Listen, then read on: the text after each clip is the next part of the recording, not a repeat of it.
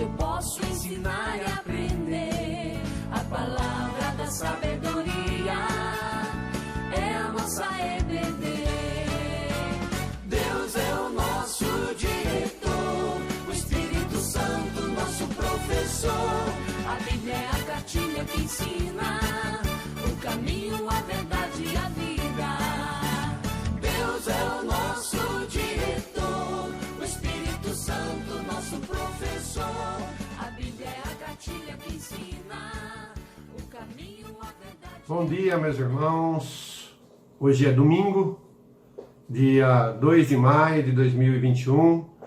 Continuamos estudando a revista que é tema do nosso trimestre. Assuntos urgentes, não adianta evitar, eles não vão embora. O verdadeiro amor em tempos de revolução afetiva. Deve estar aparecendo aqui a capa da revista. Hoje a gente vai estudar a lição de número 7. Lição número 7, que tem o seguinte tema. Lição número 7. Tudo pelo social. Mas isso é conversa de crente? Texto base que a gente vai ler, se vocês quiserem acompanhar na Bíblia de vocês, senão vai estar projetando aqui embaixo. Se encontra no livro dos Salmos, Salmo de número 37, versos de 21 a 28. Se vocês forem acompanhar a leitura do texto nas suas Bíblias, mantenham aberta. Nós vamos primeiro ler essa passagem, depois a gente vai comentar sobre cada um desses versículos. Tudo pelo social, Salmo 37, verso 21 a 28. O texto do Salmo 37, 21 a 28, ele tem o seguinte título geral desse capítulo 37 aí. Temporária a felicidade dos perversos. Diz assim o texto. 21. O ímpio pede emprestado e não paga. O justo, porém, se compadece e dá. Aqueles a quem o Senhor abençoa possuirão a terra, e serão exterminados aqueles a quem amaldiçoa. O Senhor firma os passos do homem bom, e no seu caminho se compraz. Se cair, não ficará prostrado, porque o Senhor segura pela mão. 25. Fui moço e já agora sou velho, porém jamais vi o justo desamparado, nem a sua descendência mendigar o pão. É sempre compassivo e empresta, e a sua descendência será uma bênção. Aparta-te do mal e faz o bem, e será perpétua a tua morada. Pois o Senhor ama a justiça e não desampara os seus santos. Serão preservados para sempre, mas a descendência dos ímpios será exterminada. Meus irmãos, a palavra foi lida. Vamos fazer uma oração pela aula de hoje, pelas famílias da igreja e todos aqueles que possam ser alcançados por essa mensagem, ok? Vamos orar? Senhor nosso Deus e nosso Pai, nós te damos graças, Senhor, pela tua bondade, pela tua misericórdia, ó Pai, por aquilo que tu és e os planos soberanos que tu tens em nossas vidas, ó Pai, em cada uma delas, ó Pai. Tu nos tomas pela mão, tu nos guia os passos, tu nos firmas, Senhor. Temos a certeza que tu não nos desamparará, ó Pai. Agradecemos, Senhor, por tanta bondade, por tanta benevolência, por tanta misericórdia, mesmo que imerecida, ó Pai. Te agradecemos em nome do teu Filho amado Jesus, Senhor. Amém. Bom, gente, a aula de hoje, como sempre no início eu passo para vocês, ela está dividida nas seguintes partes, né? Os tópicos. Tópico 1 se chama Realidade Incontestável. Tópico 2, o cuidado de Deus. O tópico 3, responsabilidade pessoal. Responsabilidade pessoal está dividido no item A, trabalhar. Item B, fazer o bem a todos. Item C, mostrar frutos pelas boas obras. Item D, repartir segundo a prosperidade. Ainda, o item 4 é o exemplo de Jó, que está subdividido também em A, B, C. O A, a prática da beneficência. Jó atendia aos que vinham a ele. E C, Jó ia aos necessitados. necessitados. Item 5, reflexo de nossa ação ou omissão. Item 6, uma lição importante. Item 7, o poder restaurador do Evangelho. A lição com bastante itens, geralmente ela tem 3 itens, 4 itens. Esta lição de hoje ela tem 7 itens. Pessoal, vamos entender o contexto dessa passagem, né? Destacando alguns pontos importantes, né? Eu vou ler novamente o texto lá, mas agora eu vou ler mais pausadamente. O 21, ele fala sobre o ímpio. 21, o ímpio pede emprestado e não paga, o justo, porém, se compadece. 22, aqueles a quem o Senhor abençoa. Cada um desses versículos, depois a gente vai topicando, vai falando de cada palavra-chave. Aqueles a que o Senhor abençoa possuirão a terra e serão exterminados aqueles a quem amaldiçoa. 23, o Senhor firma os passos do homem bom e no seu caminho se compraz. 24, se cair não ficará prostrado, porque o Senhor o segura pela mão. 25, destaque para esse versículo que é uma promessa. Fui moço, é Davi falando, né? Salmo de Davi. Fui moço e agora sou velho, e já agora sou velho. Porém, jamais vi o justo desamparado, nem a sua descendência a mendigar o pão. Uma promessa de todo aquele que é justo, que abraçou o Evangelho e teve uma vida de acordo com os preceitos, de acordo com a Escritura, que ele não seria desamparado. É sempre compassivo, o 26, empresta, é compassivo e empresta, e a sua descendência será uma bênção. Aparta-te do mal e faz o bem, e será perpétua a tua morada. Pois o Senhor ama a justiça e não desampara os santos. Serão preservados para sempre, o dos santos. Mas a descendência dos ímpios será exterminada. Tudo pelo social já foi slogan de muita campanha, né? De muita ação aí de governos, né?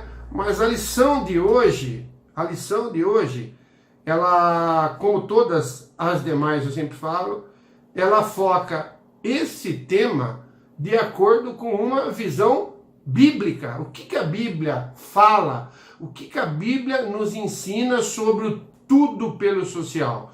É isso que a gente vai ver hoje.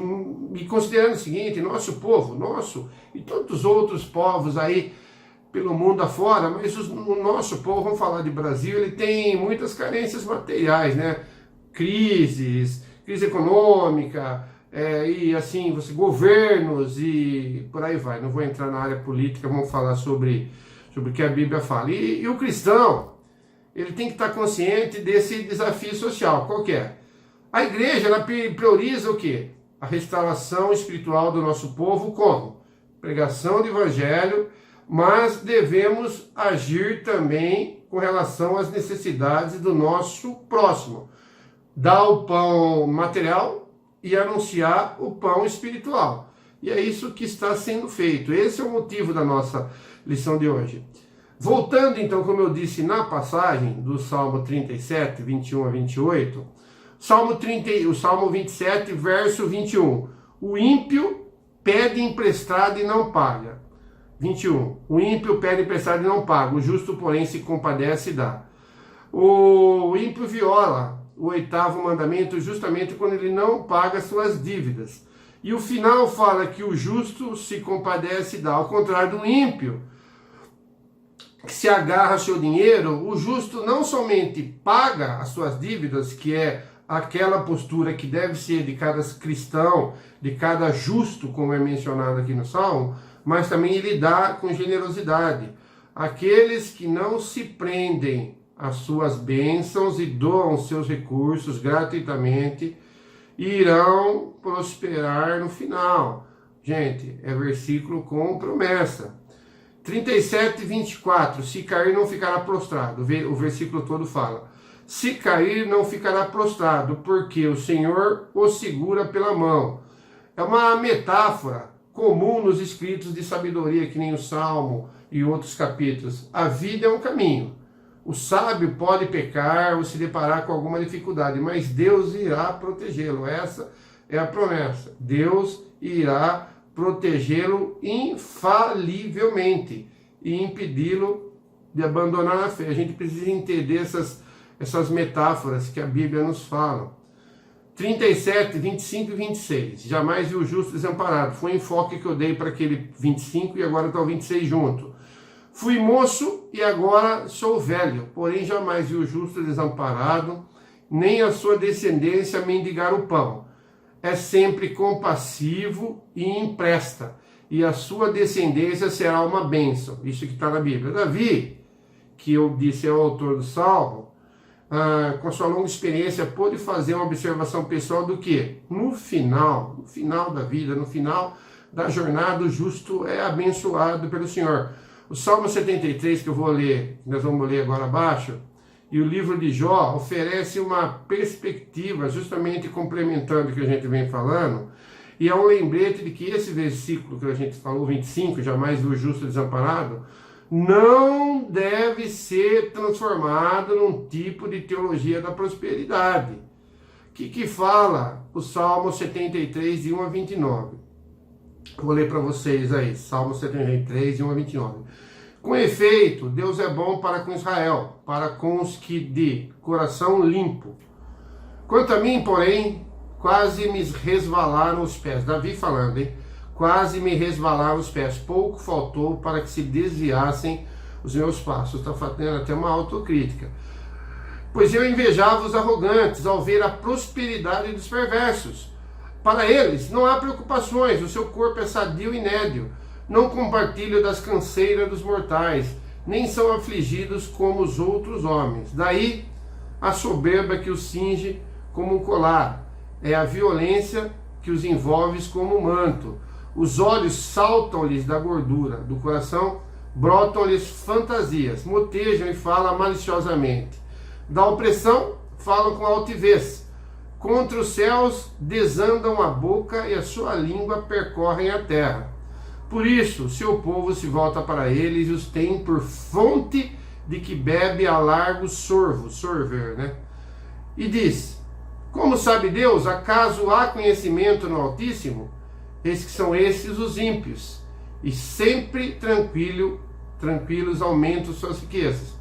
Com efeito, inutilmente conservei puro o coração e lavei as mãos na inocência, pois de contínuo sou afligido a cada manhã castigado.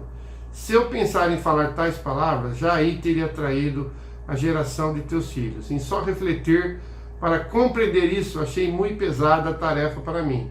Até que entrei no santuário de Deus e atinei com o fim deles. Tu certamente os põe em lugares escorregadios e o fazes cair na destruição. Como ficam de súbito assolados, totalmente aniquilados de terror. Como ao sonho quando se acorda assim, ó Senhor, ao despertares desprezará a imagem deles. Quando o coração que se amargou e as entranhas que me comoveram, eu estava embrutecido e ignorante. Era como irracional a tua presença. Todavia estou sempre contigo. Tu me seguras pela minha mão direita. Tu me guias com o teu conselho e depois me recebes na glória. Quem mais tenho eu no céu? Não há outro em que eu me compraza na terra. Ainda que a minha carne e o meu coração desfaleçam, Deus é a fortaleza do meu coração e a minha herança para sempre. Se afasta de ti, eis que perecem. Tu destrói todos os que são infiéis para contigo. Quanto a mim, bom é estar junto a Deus. No Senhor Deus ponho o meu refúgio para proclamar todos os seus feitos. Quanto a mim, é bom estar junto a Deus. No Senhor Deus ponho o meu refúgio para proclamar todos os seus feitos. Então, meus irmãos, após esse início, com esse compartilhado do texto base, de ver cada um dos versículos do 21 até o 28, algumas palavras-chave, ler esse salmo inteiro que nos ajuda a entender o foco da lição do Tudo pelo Ser Social. A gente vai começar a tratar aqueles 7 itens que eu falei no início do vídeo. Necessidade de a gente fazer uma introdução, de nos lembrar o seguinte, como eu já tinha falado, a nossa sociedade, ela possui problemas e pontos de tensão que nos clamam por respostas. Quando tratamos, porém, do desafio social, referimos especificamente à pobreza, miséria, às carências físicas, de cada um, e que essas afligem certamente uma grande parcela da população, uma grande parcela.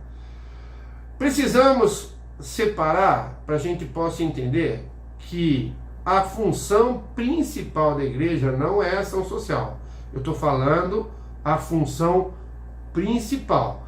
A função principal da igreja é anunciar a salvação, demonstrar o pecado no mundo e apontar para Jesus. O papel da igreja é a proclamação do evangelho, aquele que te afasta do pecado, te aproxima de Deus e te encaminha para a vida eterna. Contudo, toda igreja genuinamente cristã se preocupa também com socorros dos necessitados, aos vulneráveis, e crer nessa verdade. Mas a igreja não é uma ONG. Porém, o socorro ao necessitado é bíblico. Quando ele fala, quantas vezes você ouviu falar dos órfãos e as viúvas? Nós estudamos o livro de Deuteronômio há pouco. Socorro do necessitado é bíblico, órfãos e viúvas, e isso nos é incentivado, pois nos tempos atuais essas situações estão mais latentes. A igreja nossa faz drive-thru para recolher alimentos. Para quê? Montar a cesta básica e atender a quem? Aqueles que precisam, ajuda diaconal, faz um serviço, existe um cadastro de famílias, existe uma assistência social que ajuda, o pessoal da igreja já sabe isso. A Bíblia, porém, nos ensina sobre nossa responsabilidade em relação aos carentes, a nossa responsabilidade pessoal. Esse, então, gente, é o estudo de hoje de Tudo pelo Social, de acordo com a Bíblia. Então, nós vamos pelo tópico 1. O tópico 1 fala que vai mostrar para a gente qual que é a realidade incontestável. O próprio Jesus afirmou essa realidade quando ele disse em Mateus 26:11, diz o seguinte: pobres sempre os tendes convosco.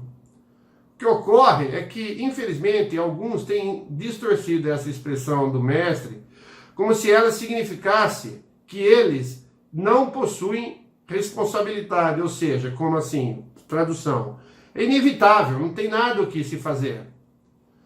Mas, se a gente for examinar a Escritura, vemos que Jesus registra aqui uma constatação dos efeitos do pecado e não uma prescrição para a estrutura da sociedade. Na passagem, no texto paralelo, nós lemos Mateus, agora nós vamos ler o texto de Marcos 14:7, que é a passagem paralela.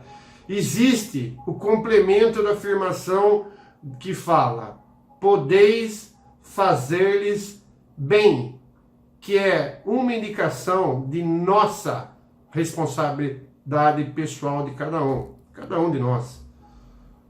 Na estrutura prescrita para uma sociedade justa, afluente e temente a Deus, que seria uma sociedade ideal, como aquela que foi projetada para quem? Para o povo de Israel, quando foi a formação do povo de Israel. Na terra prometida, lembra? Caminhada para Canaã, não haveria pobres.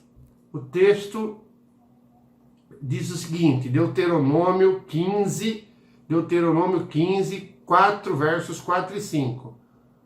Para que entre ti não haja pobre, pois o Senhor teu Deus te abençoará abundantemente na terra que te dá por herança, para a possuíres, se apenas ouvires atentamente a voz do Senhor teu Deus, para cuidares em cumprir todos esses mandamentos que eu te ordeno. Era só o povo ouvir de forma atenta a voz do Senhor, cuidar para cumprir todos os mandamentos que ele estava ordenando naquele momento. O que aconteceria? Ele ia receber por herança, gratuitamente, uma terra abundante E o que? Não haveria pobre entre eles. A eliminação da pobreza viria como consequência do cumprimento, então, como eu disse, dos mandamentos ordenados por Deus, que representavam o quê? Bênçãos, para tanto aqueles que possuíam bens e propriedades, como para os que necessitavam de alguma ajuda na vida. Aí, depois de apontar essa realidade, o item 2 da lição já entra justamente falando sobre o cuidado de Deus. Muito podemos aprender com os princípios registrados na lei civil de Israel sobre as necessidades. O que fala essa lei civil? Essa lei civil, ela teve a sua aplicabilidade naquela época, naquela nação que estava se formando, que era o povo de Israel, lembra? As 12 tribos, né, que deixou o Egito, começou a caminhada e estava indo para a terra de Canaã, peregrinou pelo deserto. Então, essa aplicabilidade dessa lei civil, ela era para aquela época e para aquela nação, mas reflete princípios da eterna lei moral de Deus, ensinando-nos o quê? Pontos práticos. É uma lei civil para uma época, mas naquela lei civil estava embutido a eterna, não acaba nunca, eterna, lei moral de Deus. As instruções ministradas por Deus ao seu povo revelam um cuidado todo especial para quem? Para os órfãos, viúvas e estrangeiros. Vamos ver o texto. Êxodo 22, de 22 a 24. O que fala o texto? A nenhuma viúva, nem órfão afligireis. Se de algum modo os afligirdes, e eles clamarem a mim, eu lhes ouvirei o clamor. A minha ira se acenderá e vos matareis a espada. Vossas mulheres ficarão viúvas e vossos filhos órfãos. O que ele está falando? Se o povo não tomasse conta das viúvas, dos órfãos e dos estrangeiros, e essa viúva e os órfãos clamassem a ele, o que Deus fala? Eu vou ouvir o clamor, porque vocês não deram atenção. E o quê?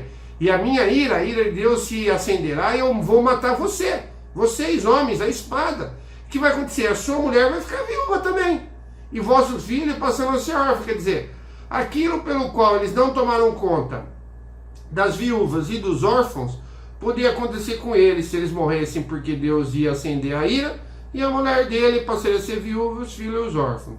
Então, gente, eram os que menos proteção possuíam: a viúva, os órfãos e os estrangeiros, porque eles não tinham nenhum dos seus parentes mais próximos com quem contar. Eles eram os mais sujeitos à carência e pobreza. Consequentemente, deveriam ser alvo de proteção especial. Com o quê? Contra a opressão física e econômica. Eles são seriam a parte mais fraca desse elo, dessa sociedade justa que a gente falou.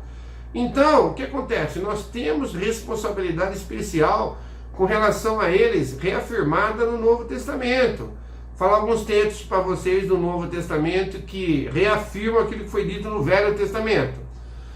Texto de Mateus 23, 14, ele fala dos fariseus que são condenados por explorarem as viúvas. O que fala Mateus 23, 14? Ai de vós, escribas e fariseus, hipócritas, porque devorais as casas das viúvas e, para os justificar, fazeis longas orações e por isso sofreis juízo muito mais severo. Hipócrita, né? Chamando o fariseu de hipócrita, que ele saqueava as viúvas, né?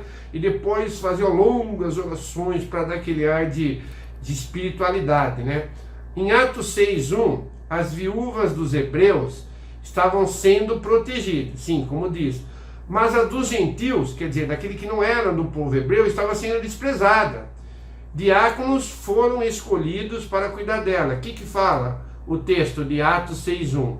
Ora, naqueles dias, multiplicando-se o número dos discípulos, houve murmuração dos helenistas, que eram quem? Os gregos, contra quem? Os hebreus. Por quê? Porque as viúvas deles estavam sendo esquecidas na distribuição diária. 1 Timóteo 5, 3 e 4, 1 Timóteo 5, 3 e 4, as viúvas realmente desamparadas devem ser amparadas.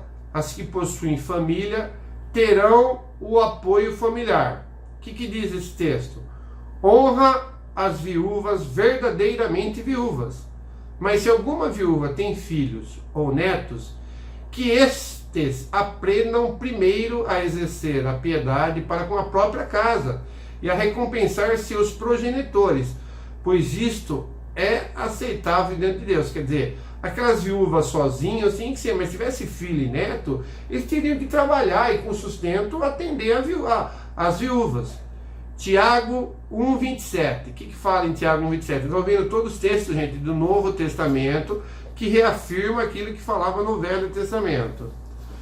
A prática da religião verdadeira é identificada com o coração que se preocupa e age no alívio da necessidade do órfão e da viúva. O que fala o texto?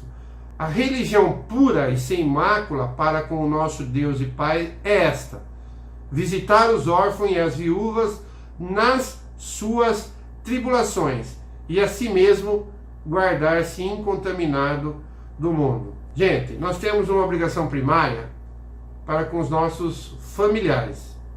Não podemos desprezá-los ou deixá-los carentes, sem nenhuma proteção. Não podemos também colocar a obrigação do cuidado deles na mão de terceiros, de outros. Os pobres, especificamente, são alvo de assistência social no Antigo Testamento.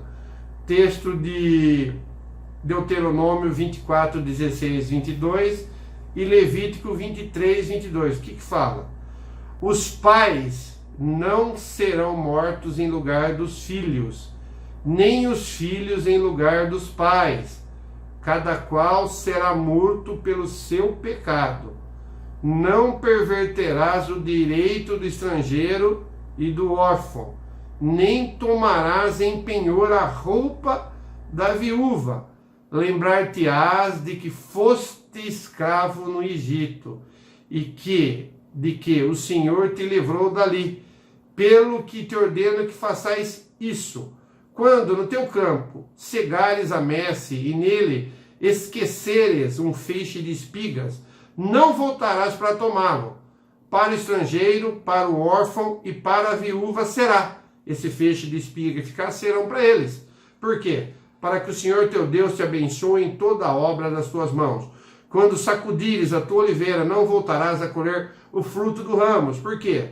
Para o estrangeiro, para o órfão e para a viúva será. Quando vindimares a tua vinha, não tornarás a rebuscá-la. Para o estrangeiro, para o órfão, para a viúva será o restante. Lembrar-te-ás de que foste escravo na terra de Egito, pelo que te ordeno que faças isso. Então, o que esse texto está falando? Na colheita, o povo de Israel é instruído a deixar intocadas porções nos campos, com espigas e grãos nos pés. Para quê? Para que os pobres e estrangeiros recolhessem essas sobras. Verifique a sabedoria da prescrição, pois ela preserva a dignidade dos ajudados, fazendo com que eles também trabalhassem para fazer face às necessidades. Bom, gente, então, o item 3, responsabilidade social, como eu disse lá no início, ele se subdivide. O primeiro item subdivide o item A, que fala sobre trabalhar, que nós não estamos estudando tudo pelo social. Então, ele começa a falar da responsabilidade pessoal de cada um. A primeira responsabilidade é trabalhar. Para aqueles que não gostam ou não querem, vamos ver o que a Bíblia fala. Nossa primeira responsabilidade para confrontarmos o desafio social, além do cuidado com os parentes, além do cuidado com os parentes, já mencionado, é justamente o de trabalharmos. Pode parecer estranho que esse ponto seja trazido justamente dentro desse contexto da discussão de assistência à pobreza, mas a própria palavra de Deus estabelece esse relacionamento. Olha que importante o que fala o texto de 2 Tessalonicenses 3,10.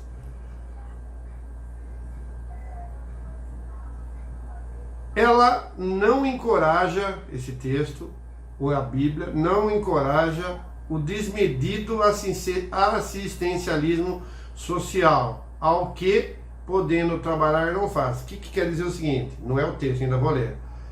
Que ele é contra algumas condutas que vocês entendem perfeitamente, o desmedidos, muito, só assistencialismo. Aquele que só recebe assistencialismo, o cara, é assim, ele não encoraja o desmedido assistencialismo social. Ao que, podendo trabalhar, e a pessoa podendo trabalhar, ela pode e não faz trabalhar, porque ela recebe tudo, então ela pode trabalhar e não faz. Diz o seguinte o texto: se alguém não quer trabalhar, que também não coma. 2 Tessalonicenses 3:10. Assim, o modo mais eficaz de eliminar a pobreza é justamente trabalharmos e providenciarmos trabalho de maneira mais ampla possível. Existe uma outra relação entre o trabalho e o desafio social. Qual que é?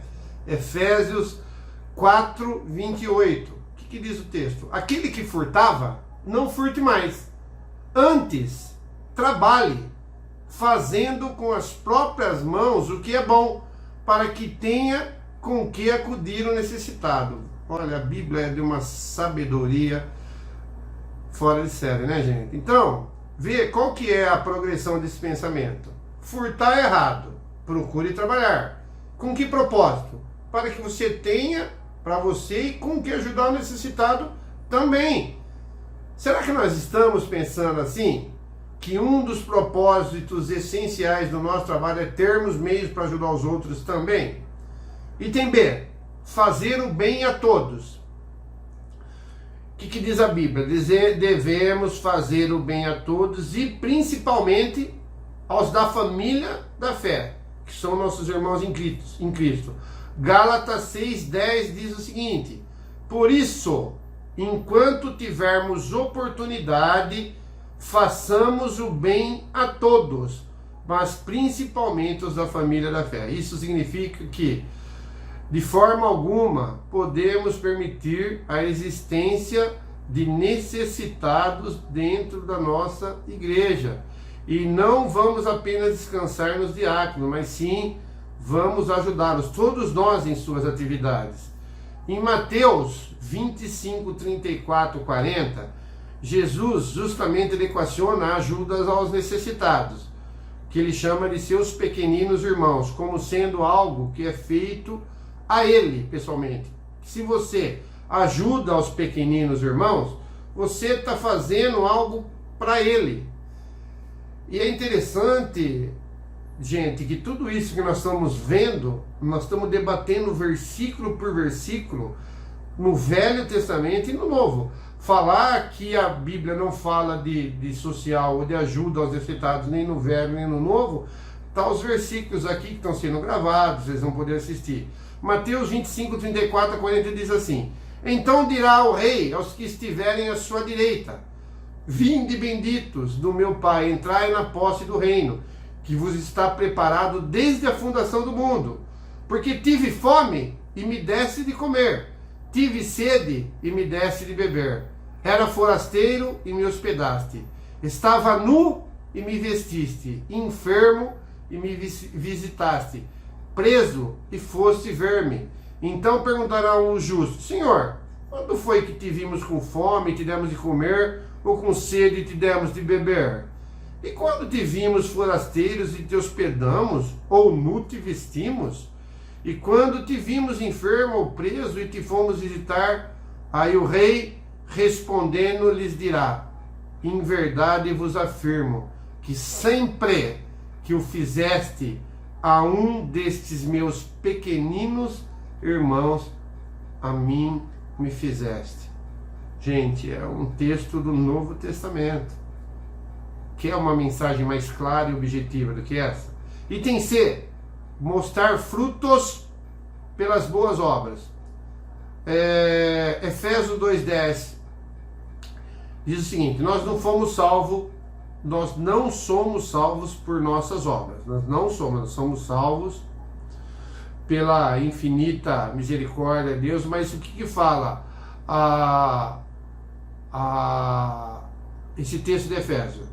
Mas fomos criados para as boas obras, as quais Deus preparou de antemão para que andássemos nela. Não adianta que nem aquele princípio, né, que nem o pessoal da espírita que acredita que fazendo boa obra você vai, né?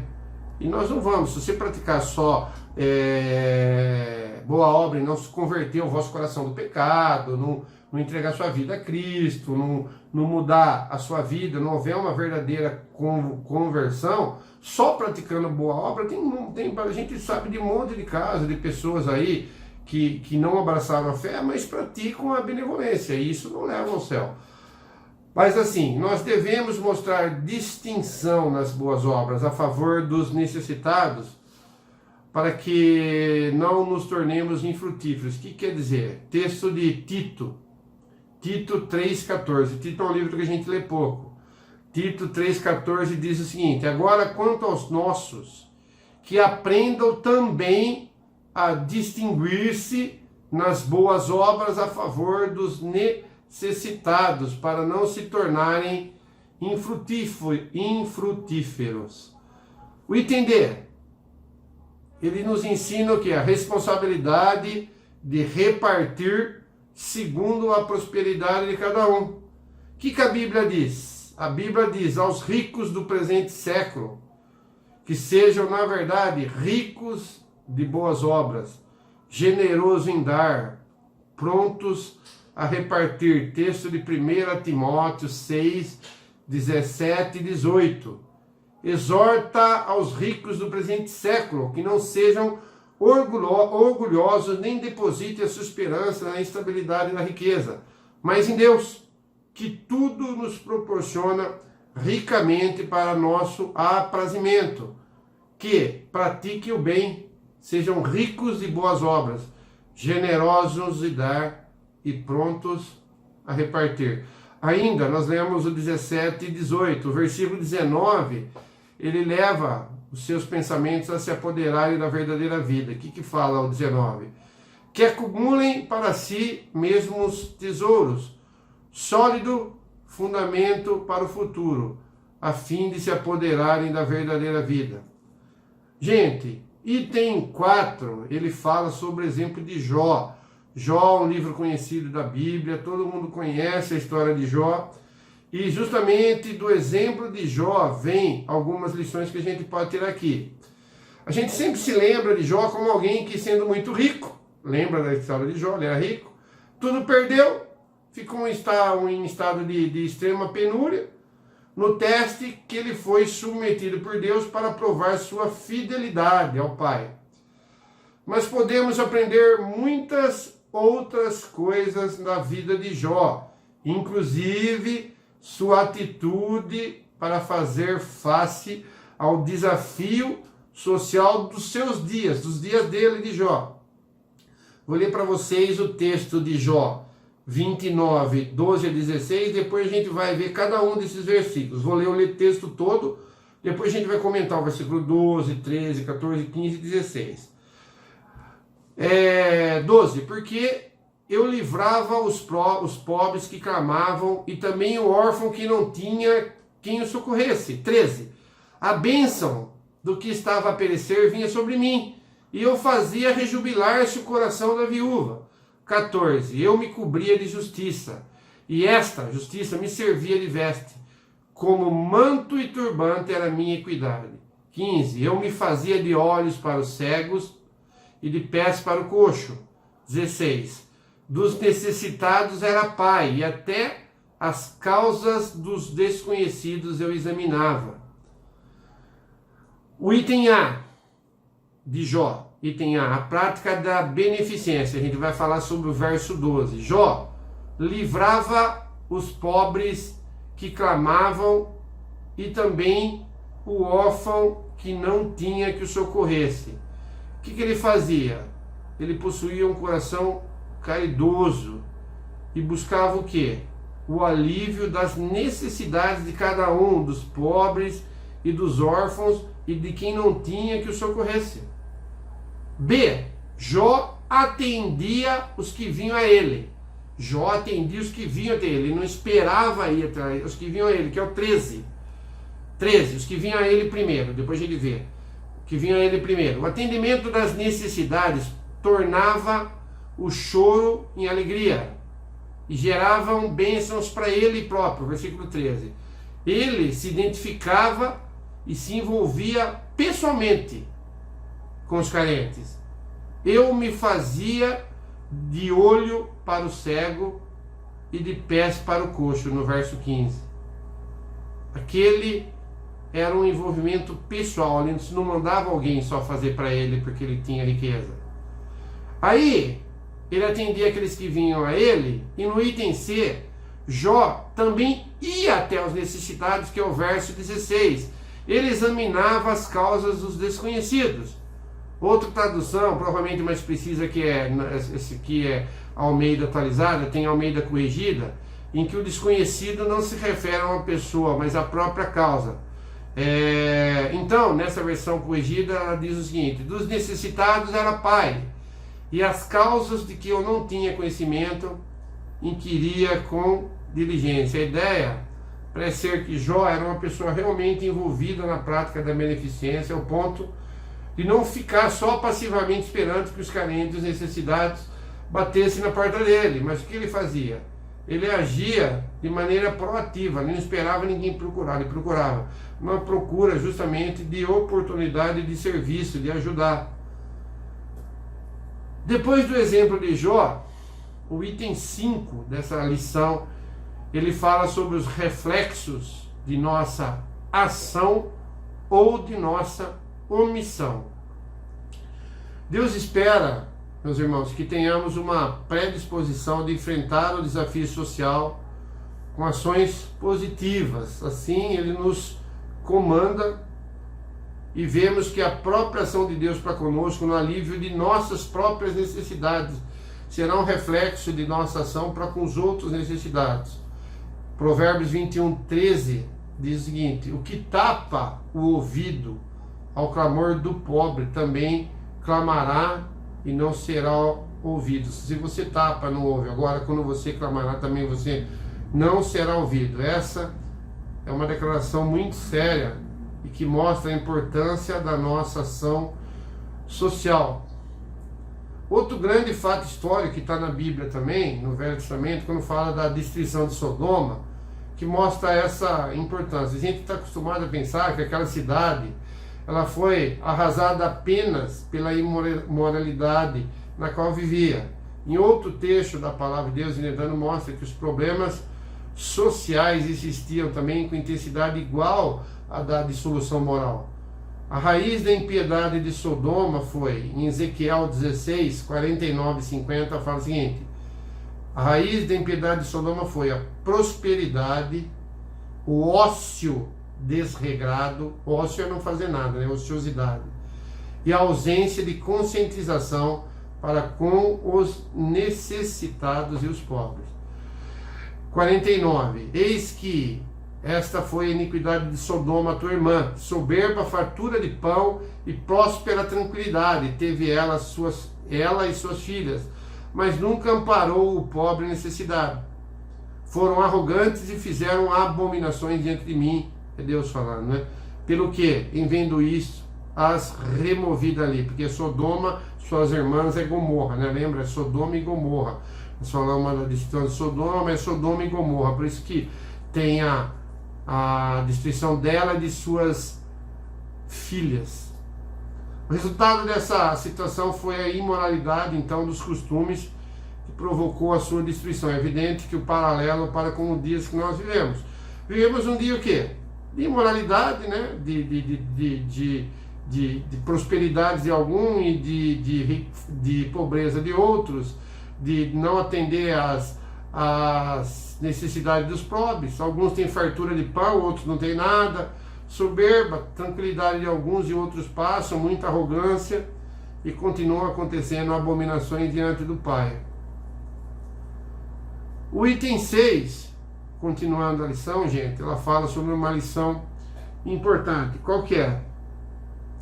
Muitas vezes encontramos desculpas para nossa omissão dizendo: Ah, eu não tenho jeito para isso, um negócio de social. Ou fala, não, isso daí é responsabilidade lá do pessoal da junta diaconal. Em outras ocasiões também, a gente procura descarregar tudo nas costas do governo, né? Ah, isso não é uma vergonha, uma vergonha que o governo não faça nada sobre isso, dos pobres, olha quanto pobre tem.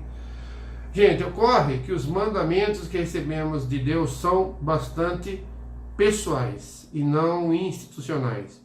A missão da igreja é a minha missão, a sua. Antes de sairmos à procura da instituição que deveria estar envolvida nessa ou naquela ação social, devemos procurar olhar internamente se nós não estamos negligenciando as responsabilidades que temos em relação aos pobres e aos necessitados. Além disso, beneficência não é algo que vem naturalmente, sem esforço para todos. Não é uma atitude ou uma predisposição que está em nós ou não. A Bíblia diz que devemos aprender a praticá-la. A Bíblia fala que nós devemos aprender. A gente não sabe.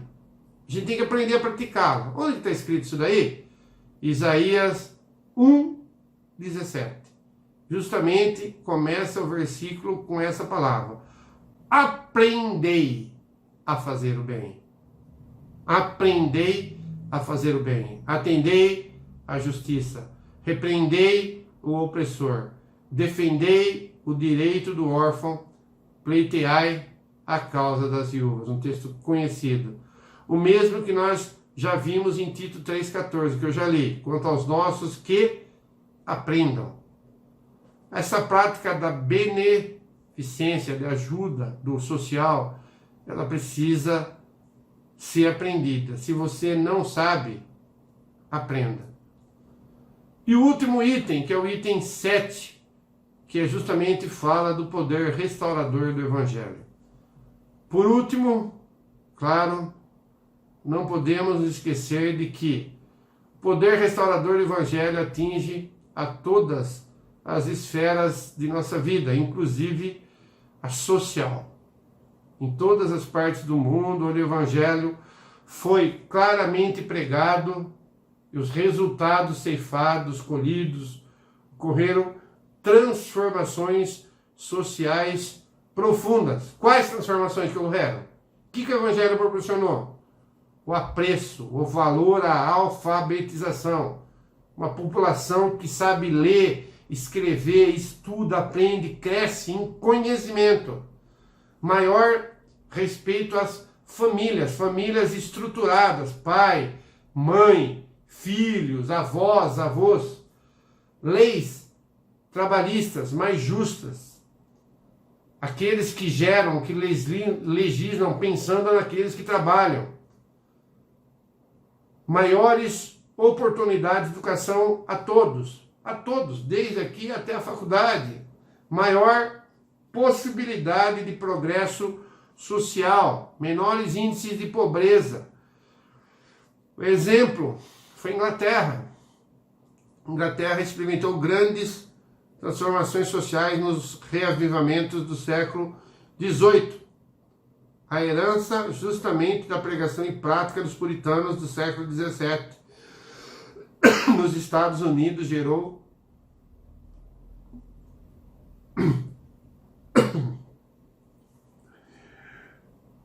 grande prosperidade e justiça social. Desculpe, gente.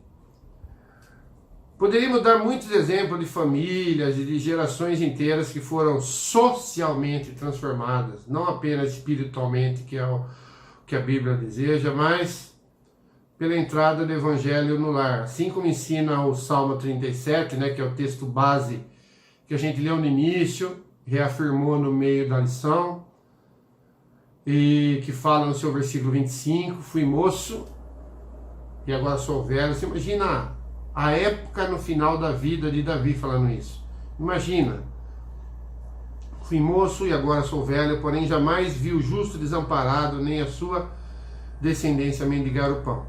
Chegamos então, gente, na conclusão da lição de hoje, que diz o seguinte: não devemos esquecer de nossas responsabilidades individuais para com os necessitados, mas lembremos-nos de que Deus protege os seus. Foi o que a gente viu em cada um dos versículos que foram lidos. Ele promete que se buscarmos em primeiro lugar o seu reino, lembra do povo de Israel que eu falei da terra prometida que não teria pobre?